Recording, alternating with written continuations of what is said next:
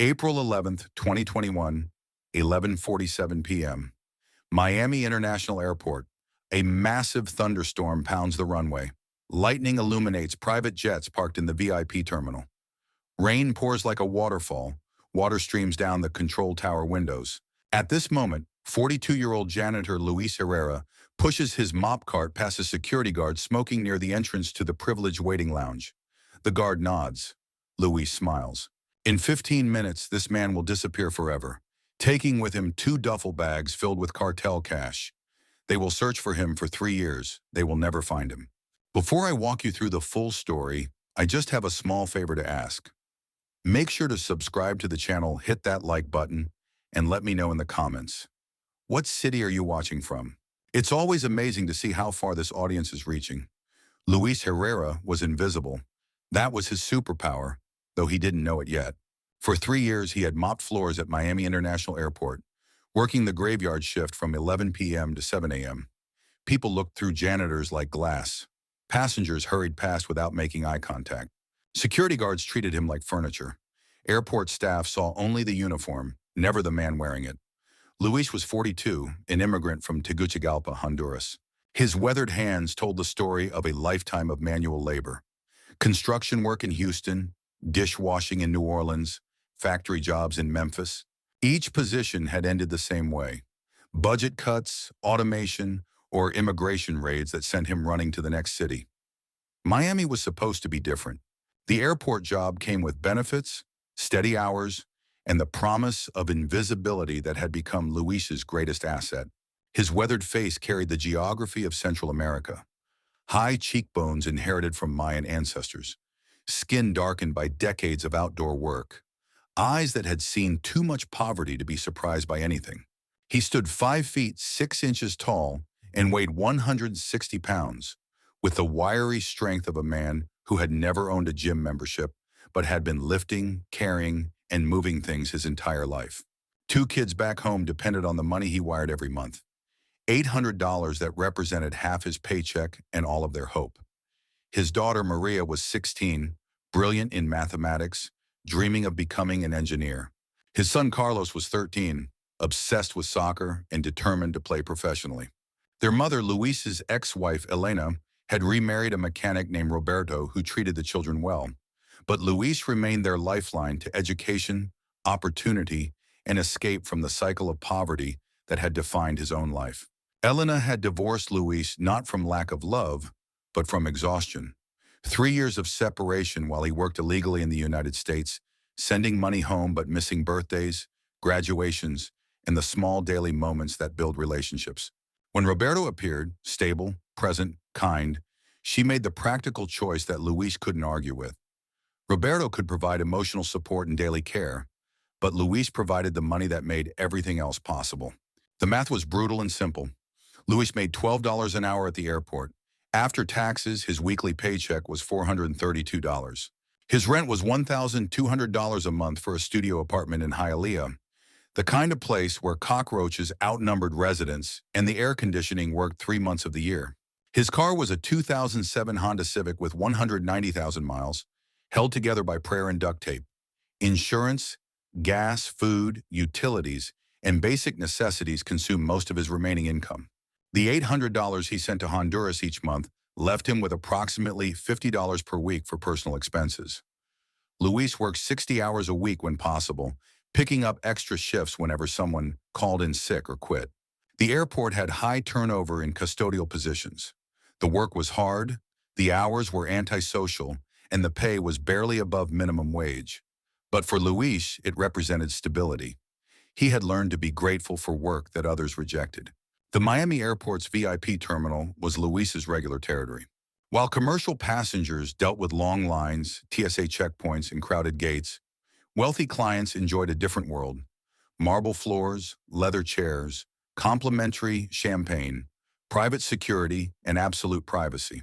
This parallel universe existed within the same building as the commercial terminal, but felt like a different planet.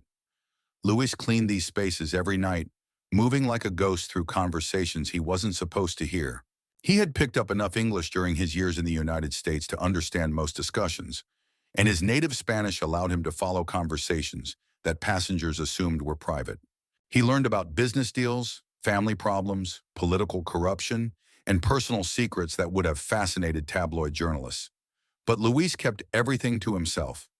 Invisibility required silence. The VIP terminal handled approximately 50 private flights per week.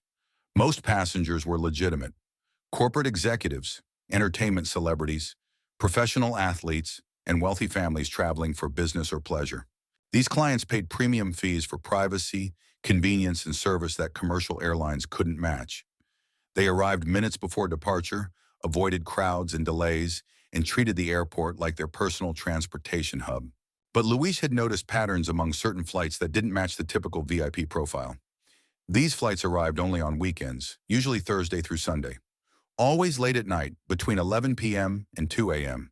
Always private jets with Mexican tail numbers, operated by charter companies based in Guadalajara, Tijuana, or Mexico City. The aircraft were expensive: Gulfstreams, Bombardiers, Citations, but they weren't configured for luxury travel.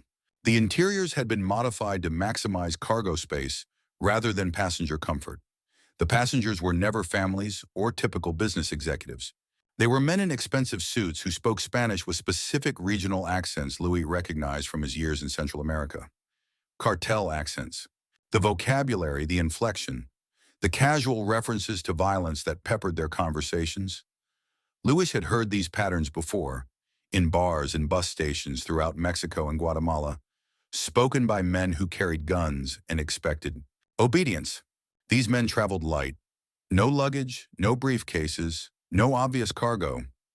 But they always left with something: duffel bags, sports bags, sometimes hard-shell cases with combination locks.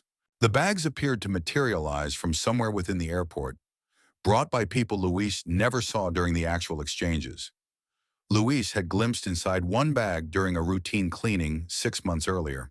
Stacks of green bills bundled with rubber bands, more cash than he had ever seen in his life. Conservative estimate, $500,000, maybe more. The sight had haunted him for weeks, not because he immediately planned to steal it, but because it represented impossible wealth casually transported by people who treated money like worthless paper. The bags came from somewhere in the airport. Luis began paying attention with the methodical patience of a man who had learned that survival required understanding every detail of his environment. It took Luis 6 months to understand the operation. The Mexican flights would land at the private terminal around midnight. The passengers would head to VIP Lounge 7, a soundproof room with floor-to-ceiling windows overlooking the tarmac. Luis was supposed to clean this lounge every night, but security always told him to skip it when the special passengers arrived. One Thursday in March, the security guard stepped outside for a cigarette break longer than usual. Luis seized the moment. He pushed his cart closer to the lounge, pretending to mop the hallway floors. Through the partially open door, he saw 3 men in suits sitting around a mahogany table. On the table were 4 large duffel bags, unzipped, filled with cash. One man was counting bills with a mechanical money counter. The sound was rhythmic, hypnotic. Another man made notes in a ledger. The third man smoked a cigar and watched the tarmac through the windows. They were waiting for something. 20 minutes later, 2 different men arrived. Americans, based on their English conversation. They wore polo shirts and khakis, the kind of clothes that screamed undercover law enforcement, except these men weren't cops. They were too relaxed, too comfortable with the Mexicans. They exchanged brief pleasantries in English. Then one of the Americans opened a briefcase. Inside were documents, passports, and what looked like shipping manifests. The Mexicans pushed 2 duffel bags across the table. The Americans took them and left through a different exit. The remaining bags stayed with the Mexicans, who finished their cigars and departed 30 minutes later through the main VIP entrance. Luis had witnessed a money laundering operation, probably tied to drug trafficking. The Miami airport was a washing machine for dirty cash, and he was mopping the floors around it every night. Luis Herrera made $12 an hour. After taxes, his weekly paycheck was $432. His rent was $1,200 a month for a studio apartment in Hialeah. His car needed new brakes. His daughter in Honduras needed dental work that would cost $3,000. His son wanted to attend university, but tuition was impossible on Luis's salary. Meanwhile, every weekend, millions of dollars passed through VIP Lounge 7. The men who controlled this money were criminals. Luis had no moral qualms about that. They destroyed communities with drugs, murdered rivals, corrupted police forces. If someone were to steal from them, the world wouldn't mourn the loss. But stealing from a cartel wasn't like robbing a bank. Banks had insurance, federal protection, and legal recourse. Cartels had enforcers, torture chambers, and unmarked graves. If Luis got caught, he wouldn't go to prison. He would simply disappear. Still, the numbers were overwhelming. In one night, he had seen at least $4 million change hands. For Luis, that represented 33 years of work. 33 years of mopping floors, sending money home, and living paycheck to paycheck. 33 years of being invisible. What if being invisible was actually an advantage? Luis spent 2 months studying the operation before he touched anything. He learned that the money exchanges happened every Thursday and Sunday night. The Mexican flights always arrived between 11:30 p.m. and midnight. The Americans usually showed up 45 minutes later. Security was tight but predictable. 2 guards in the VIP terminal, 1 roaming patrol, and cameras covering all the main entrances. The cameras were Luis's biggest concern until he realized they were also his salvation. Airport security filmed passengers and visitors, not employees. Janitors were background noise, invisible even to electronic surveillance.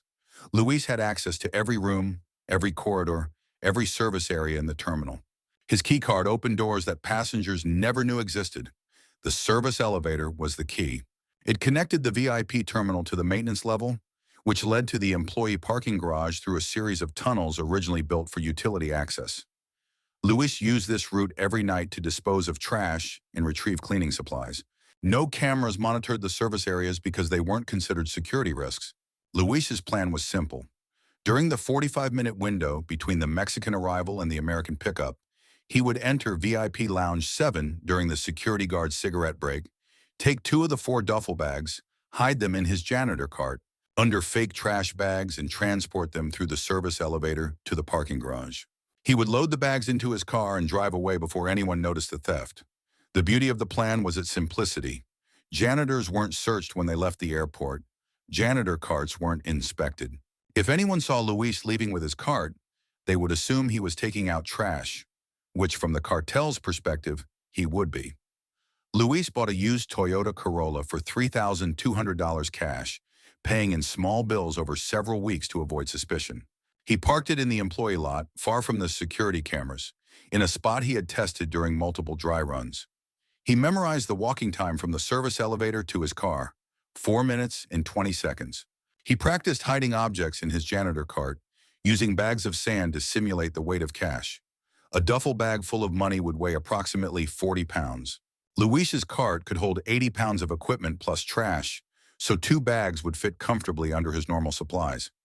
He studied the security guards' routines with obsessive detail. The roaming patrol followed a predictable pattern, checking the same locations every 20 minutes. The VIP terminal guards rotated their cigarette breaks, but always between midnight and 12:30 a.m., and always for exactly 10 minutes. Luis timed these breaks for 6 weeks. The pattern never varied. Most importantly, Luis prepared his exit strategy. He couldn't simply disappear from Miami. That would raise suspicions immediately. Instead, he planned to finish his shift, go home normally, call in sick the next day, and then vanish over the weekend. By the time anyone connected the theft to him, he would be hundreds of miles away. The week before the heist, Luis maintained his normal routine while making subtle preparations for his disappearance. He withdrew small amounts of cash from his bank account over several days, emptying his savings without triggering automatic fraud alerts. The total was $847, his entire life savings, barely enough for a week's expenses, but sufficient for emergency transportation. He cleaned out his apartment gradually, throwing away personal items and donating clothes to charity. To neighbors and coworkers, it appeared that Luis was simply organizing his life, getting rid of clutter. In reality, he was eliminating evidence and reducing the amount of personal property he would need to abandon when he fled. Luis wrote letters to his children in Honduras, explaining his love for them and his hopes for their futures.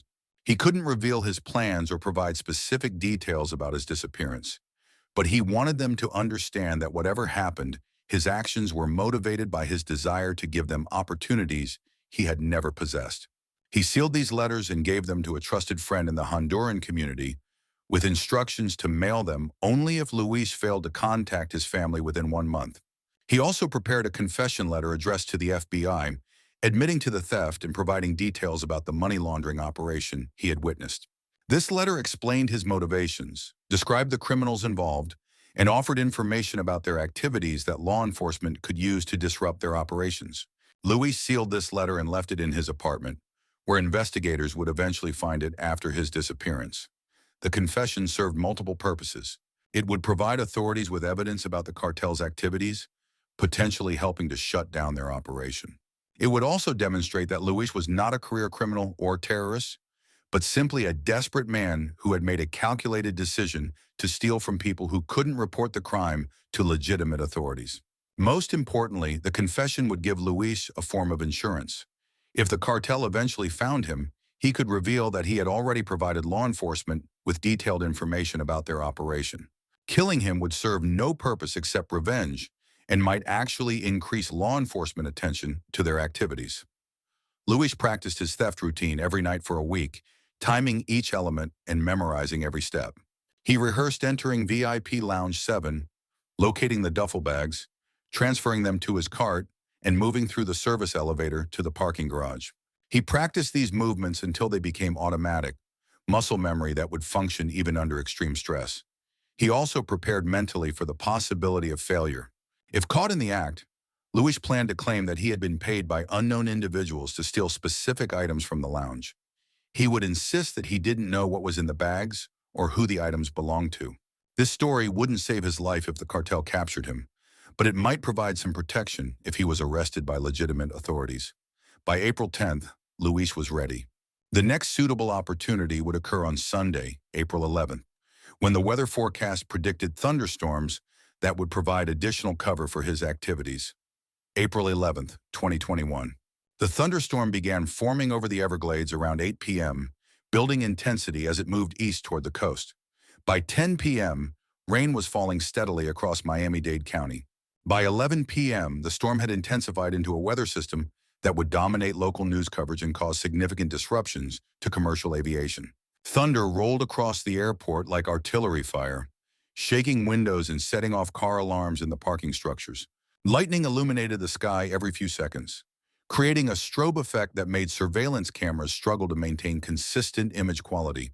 The storm was loud enough to mask conversations and footsteps, while the lightning strikes were interfering with some electronic systems.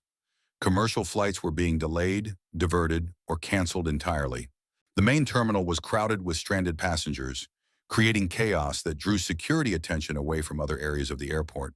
Only the private terminal remained fully operational, protected by covered walkways and specialized ground services that could function in severe weather. Luis arrived for his shift at 10:45 p.m., 15 minutes early as usual. He punched his time card, collected his cleaning supplies, and began his routine in the commercial terminal areas. For the first hour, he worked normally, mopping floors, emptying trash cans, and cleaning restrooms. To any observer, this was a typical night for a conscientious employee. At 11:30 p.m., Luis moved to the VIP terminal to begin his regular cleaning routine. The area was busier than usual due to the storm. Several delayed commercial passengers had purchased temporary access to VIP lounges while waiting for their flights to resume. This additional activity provided extra cover for Luis's presence and movements. The Mexican Gulfstream G650 appeared on approach at 11:52 p.m., its navigation lights visible through the storm as it lined up for landing on the private runway. Luis watched from a window in the service corridor as the aircraft touched down and taxied toward the VIP terminal. The plane was elegant and expensive, probably worth $40 million, operated by a charter company that specialized in transporting clients who valued discretion above comfort. At 11:58 p.m., the Gulfstream came to a stop at the VIP gate.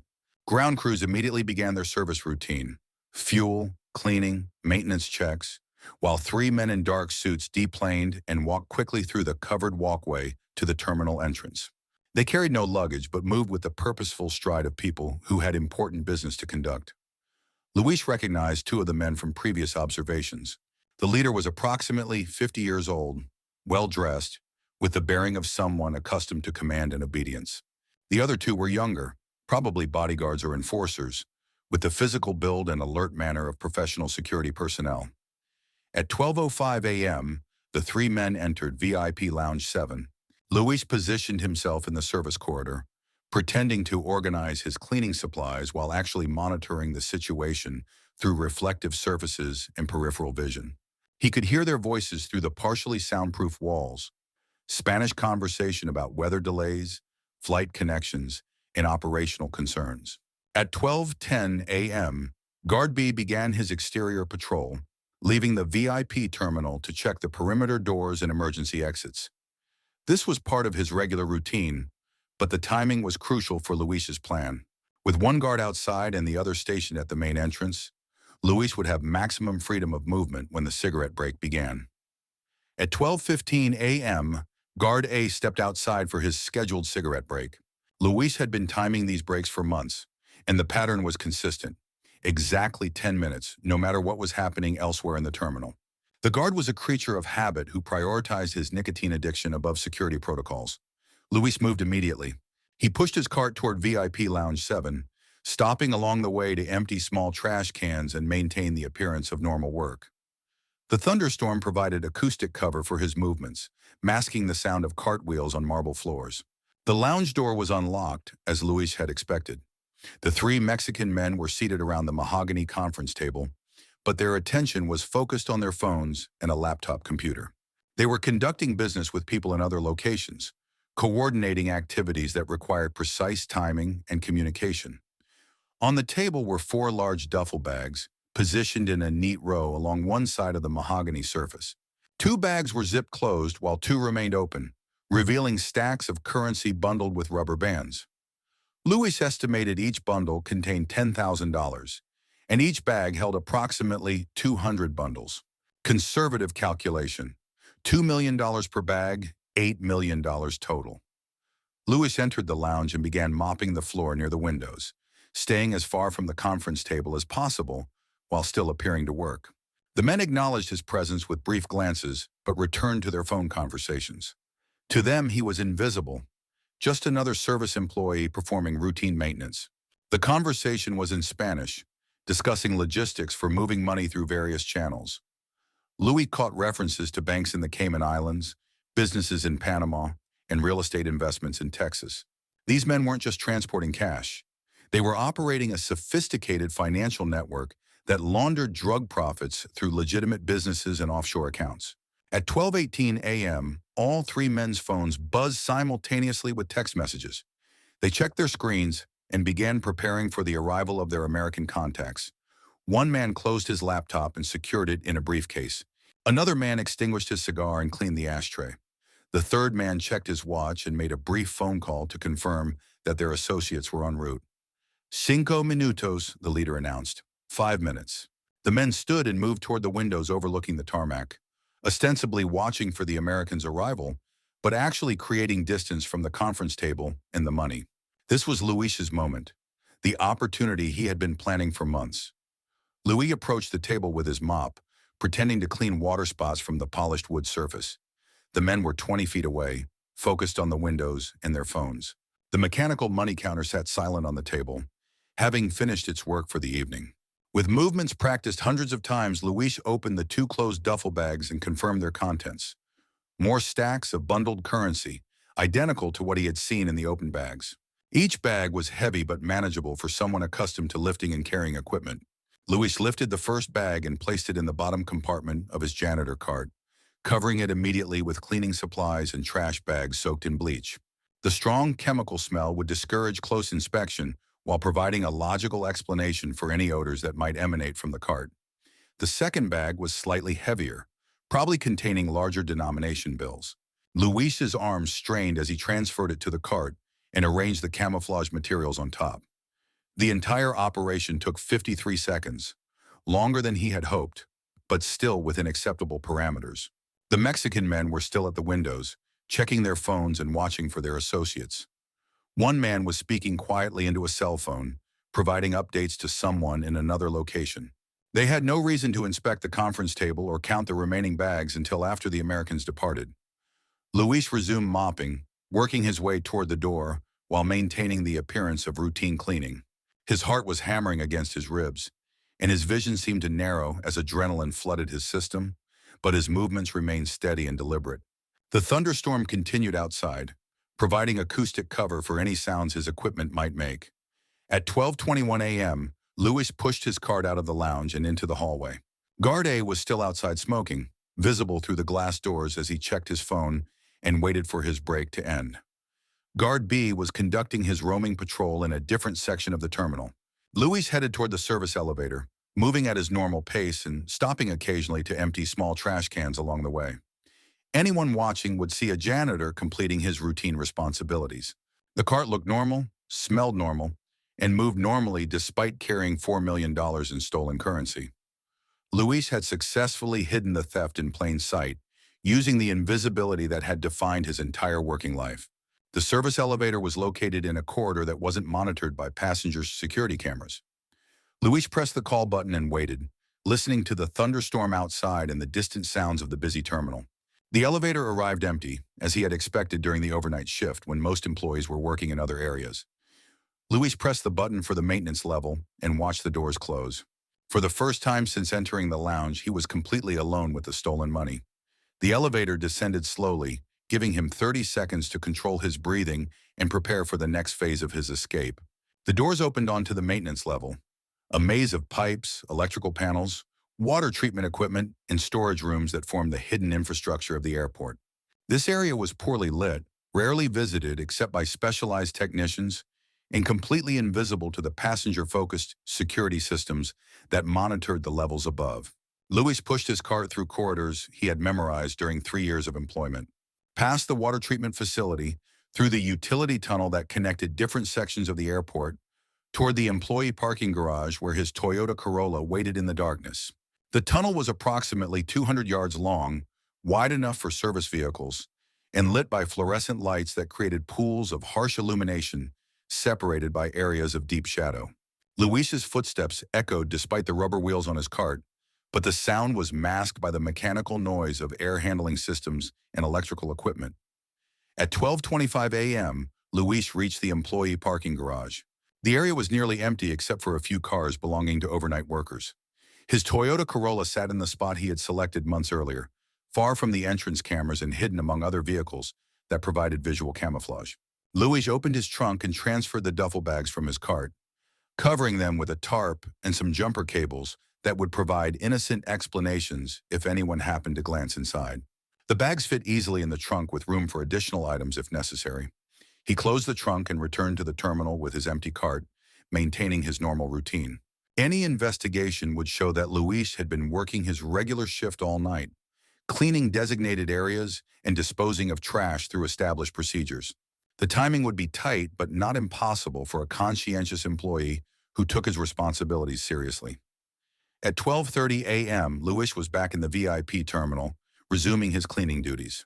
Guard A had returned from his cigarette break and was stationed at the main entrance. Guard B was continuing his roaming patrol. The Mexican men were still in Lounge 7, now joined by 2 Americans who had arrived for their scheduled meeting. Luis worked in other areas of the terminal for the next 17 minutes, maintaining his normal routine while the money exchange continued in Lounge 7. He emptied trash cans, mopped floors, and cleaned restrooms, performing all the tasks that justified his presence and provided alibis for his movements. At 12:47 a.m., Luis clocked out and walked to his car. He had completed a full shift, maintained his normal routine, and provided no obvious reasons for suspicion. He drove slowly through the airport exit, nodding to the security guard who barely looked up from his newspaper. The storm was beginning to subside, but rain still fell steadily across Miami. By 1 a.m., Luis was on Interstate 95, heading south toward his cousin's auto repair shop in Homestead. International Airport grew smaller and disappeared behind sheets of rain and darkness. At 12:51 a.m., 4 minutes after Luis had clocked out and driven away from the airport, the 2 American contacts entered VIP Lounge 7. They were exactly on schedule, despite the storm delays that had disrupted commercial aviation throughout South Florida. These men were professionals who understood that timing was critical in operations involving multiple criminal organizations. The Americans were both in their early 50s, with the bearing of former law enforcement officers who had transitioned to more lucrative private sector work. The leader introduced himself as Michael, obviously a pseudonym, and spoke with the flat accent of the upper Midwest. His partner remained silent, focused on observing the room's exits and potential security threats. Michael carried a leather briefcase containing documents that would legitimize the money's movement through banking systems. Customs forms with authentic stamps, shipping manifests for non-existent cargo, business licenses for companies that existed only on paper. The paperwork was perfect because it had been created by people who understood exactly how financial investigations were conducted and what evidence would satisfy regulatory scrutiny. The Mexican leader gestured toward the conference table, where two duffel bags remained in their original positions. But something was wrong. The bags were positioned differently than they had been 30 minutes earlier. The spacing was uneven. One bag seemed deflated, as if its contents had shifted. ¿Dónde están las otras? The Mexican asked. Where are the others? Michael looked confused. We were told 4 bags. I see 2. Había cuatro, the Mexican insisted. There were 4. The room fell silent except for the sound of rain against the bulletproof windows. Both groups realized simultaneously that they were facing either a misunderstanding or a theft, and neither possibility was acceptable in their line of work. The Mexican leader opened both remaining bags and quickly counted the contents. Approximately $4 million, exactly half of what should have been present for the exchange. Either the Americans had somehow taken 2 bags without being detected, or someone else had accessed the room during the waiting period. We didn't touch anything, Michael said, his hand moving instinctively toward the concealed weapon under his jacket. We just arrived. The conversation that followed was brief and deadly quiet. Both sides accused the other of theft, breach of contract, and attempted deception. The Americans assumed the Mexicans were trying to renegotiate their arrangement by claiming a theft that hadn't occurred. The Mexicans assumed the Americans had sent advance personnel to steal half the money before the official exchange. Both assumptions were wrong, but neither group believed the other's denials. Trust was impossible in relationships built on mutual criminality and enforced by the threat of violence. The meeting ended without violence, but with promises of severe consequences if the missing money didn't reappear within 24 hours. The Americans left empty-handed, taking their briefcase of fraudulent documents and their growing suspicions about Mexican reliability. The Mexicans remained in the lounge, making phone calls to people who specialized in finding things and people that had gone missing. Airport security was alerted at 1:30 a.m. when the Mexican men reported a theft of personal property from VIP Lounge 7. They couldn't be specific about what had been stolen without admitting to money laundering, so they described important business documents and personal effects worth approximately $50,000, a figure that would justify an investigation without attracting federal attention. The security supervisor on duty was James Morrison, a 28-year veteran of airport operations who had seen every type of incident imaginable. Missing luggage, theft complaints, disputes between passengers, all routine matters that required documentation and investigation, but rarely led to serious consequences. Morrison interviewed the Mexican men separately, trying to establish exactly what had been stolen and when the theft might have occurred. Their stories were consistent but vague. They claimed to have left personal items unattended in the lounge while conducting business meetings with American associates. When they returned, certain valuable documents and personal effects were missing. The Mexicans provided no specific descriptions of the missing items, no serial numbers, no photographs, and no evidence that the items had ever existed. They refused to involve local police, claiming they preferred to handle the matter privately through airport security channels. These responses raised red flags for Morrison, who suspected the men were involved in activities they couldn't discuss with legitimate authorities.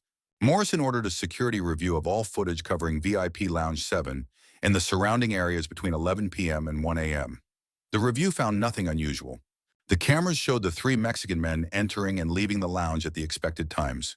They showed the 2 American men arriving for their scheduled appointment and departing after a brief meeting. Most importantly, the cameras showed no unauthorized personnel entering the VIP terminal during the relevant time period. The only non-passenger in the area was Janitor Luis Herrera, who had been cleaning the lounge and surrounding corridors as part of his normal routine. Louis appeared on multiple camera angles, pushing his cart, mopping floors, and performing the mundane tasks that justified his presence in the secure area. Morrison's investigation concluded that no theft had occurred. The men had probably misplaced their belongings or removed them themselves without remembering the action clearly. Such incidents were common among wealthy clients who traveled frequently and often forgot where they had left valuable items. The Mexican men accepted Morrison's findings with polite disagreement, thanked him for his thoroughness, and left the airport at 3:15 a.m. But they weren't satisfied with the official investigation.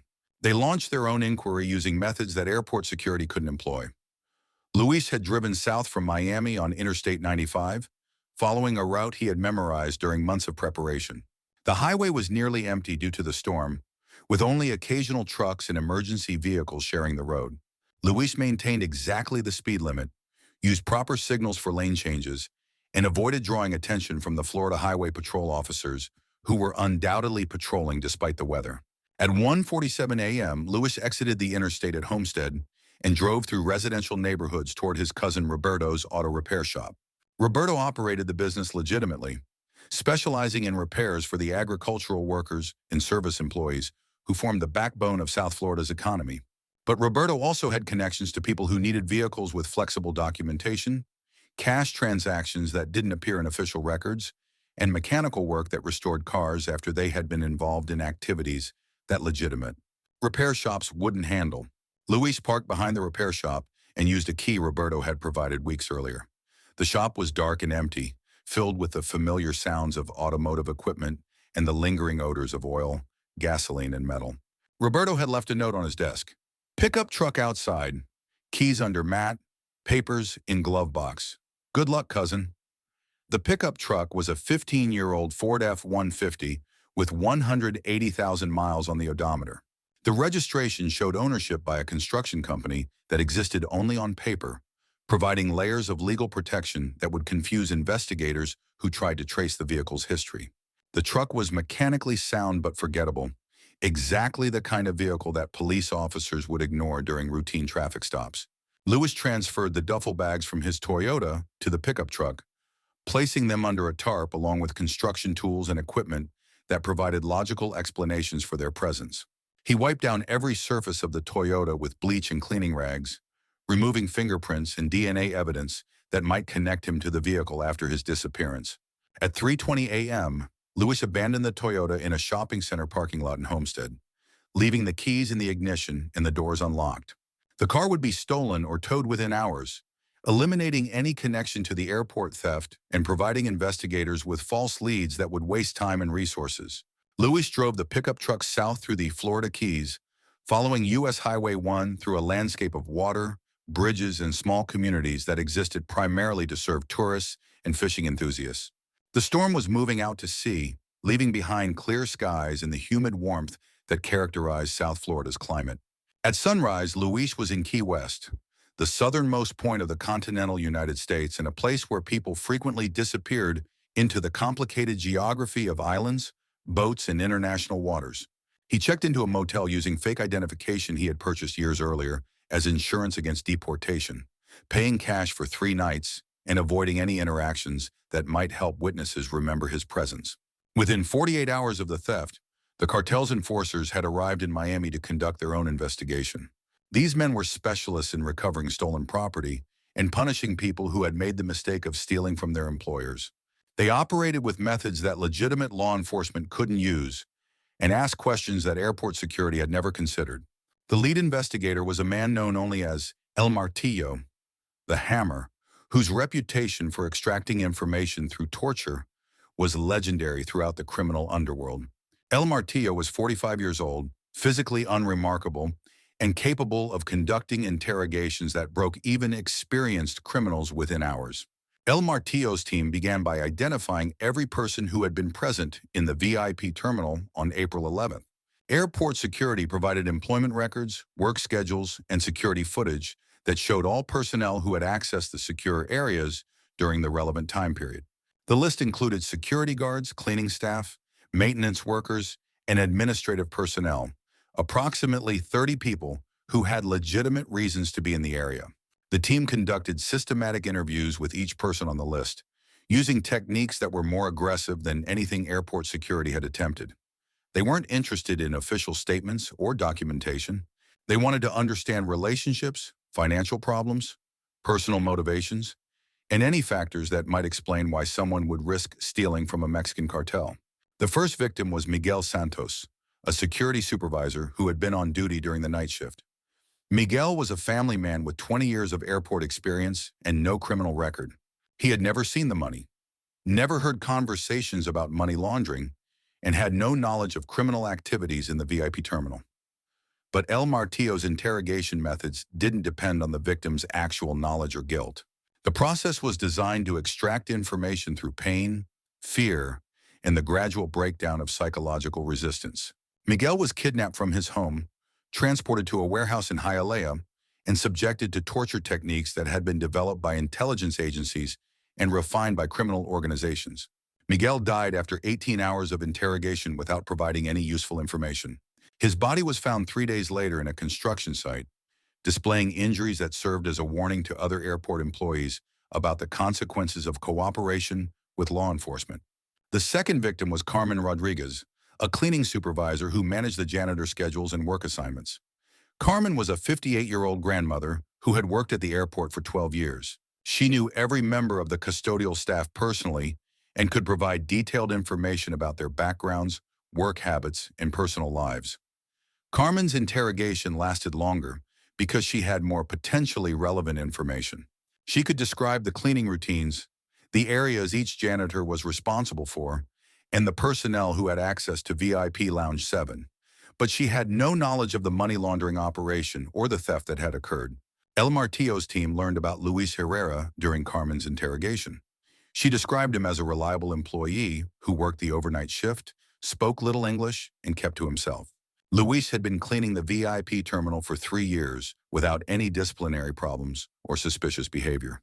Carmen had never seen him display unexpected wealth, discuss financial problems, or associate with people who might be involved in criminal activities.